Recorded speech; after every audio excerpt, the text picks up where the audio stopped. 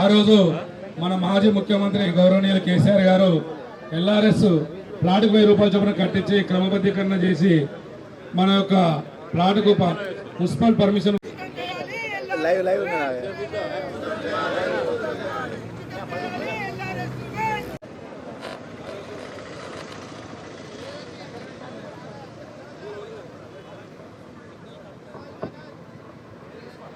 Hello general కొడతా కానీ LRS పై బట్టి మాటలు, ఎల్ఆర్ఎస్ పై బట్టి మాటలు, ఎల్ఆర్ఎస్ పై బట్టి మాటలు వెంటనే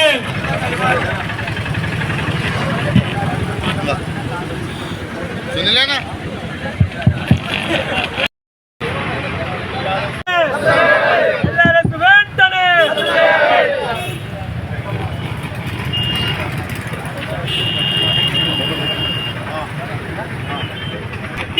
ఎల్ఆర్ఎస్ పై బట్టి మాటలు,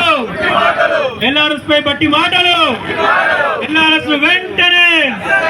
ఎల్ఆర్ఎస్ వెంటనే.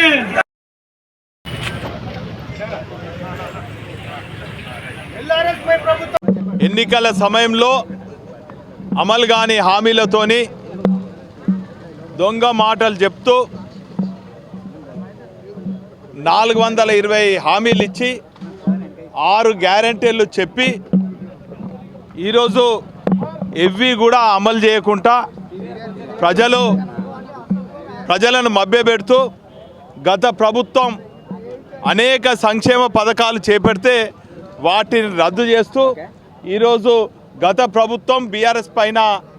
బురద జల్లే కార్యక్రమం చేయటమే కాకుండా గతంలో అక్టోబర్ 2020 రోజున గత ప్రభుత్వం లేఅవుట్ రెగ్యులరైజేషన్ స్కీమ్ను అమలు చేయాలని చెప్పి నిర్ణయం తీసుకుంటే ఆనాడు ప్రతిపక్షంలో ఉన్నటువంటి ప్రతిపక్ష నేతలు ఉత్తమ్ కుమార్ రెడ్డి అయితేనేమి, కోమటిరెడ్డి వెంకటరెడ్డి అయితేనేమి, బట్టి విక్రమార్కం అయితేనేమి కాంగ్రెస్ ప్రభుత్వం అధికారంలో వస్తే ఎల్ఆర్ఎస్ను ఉచితంగా రెగ్యులరైజ్ చేస్తామని చెప్పి ఈరోజు మాట మార్చి 20,44,000 మంది ఎల్ఆర్ఎస్ కింద అప్లై చేసుకుంటే పేద మధ్య తరగతి కుటుంబాలను ఆర్థికంగా భారం మోపే విధంగా, రాష్ట్ర ఖజానాను నింపే విధంగా 20,000 కోట్ల ఆదాయం వచ్చే విధంగా పేద మధ్య తరగతి పైన భారం మోపే ఈ చర్యను బీఆర్ఎస్ పార్టీ వ్యవస్థాపక అధ్యక్షులు కేసీఆర్ గారు, వర్కింగ్ ప్రెసిడెంట్ కేటీ రామారావు గారు ఇరువురు కూడా ప్రజల పక్షాన మనం నిలబడాలని చెప్పి ఈరోజు తెలంగాణ రాష్ట్ర వ్యాప్తంగా అన్ని నియోజకవర్గ కేంద్రాలలో మరి ధర్నా కార్యక్రమం చేపట్టడం జరిగింది. అందులో భాగంగా వరంగల్ నియోజకవర్గంలో కీర్తిశేషులు ప్రొఫెసర్ జయశంకర్ గారి ఉద్యానం ముందు ప్రజాస్వామ్యబద్ధంగా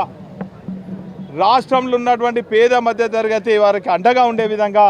ఈ ధర్నా కార్యక్రమం చేపట్టడం జరిగింది. వెంటనే ఇది విరమించుకోవాలని చెప్పి ప్రజల పక్షాన్ని మేము డిమాండ్ చేస్తున్నాం. లేని ఎడల దశల వారీగా ఆందోళన కార్యక్రమం చేపడతాం. రేపు మా కార్పొరేటర్లతోని, ముఖ్య నాయకులతోని కలెక్టర్లకు మరి వినతి పత్రం ఇస్తాం. అది కూడా స్పందించకుంటే ఖచ్చితంగా దశల వారీగా మా ఆందోళన చేపడతామని కూడా ఈ సందర్భంగా తెలియజేసుకుంటాం.